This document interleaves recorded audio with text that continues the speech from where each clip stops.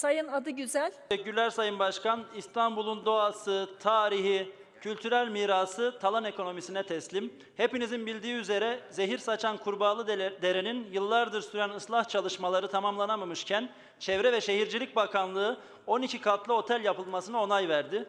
Tüm uyarılara ve itirazlara rağmen dere yatağı gibi riskli bir zemine otel inşaatı izni veren bakanlığın nasıl böyle bir karara imza attığı ise meçhul.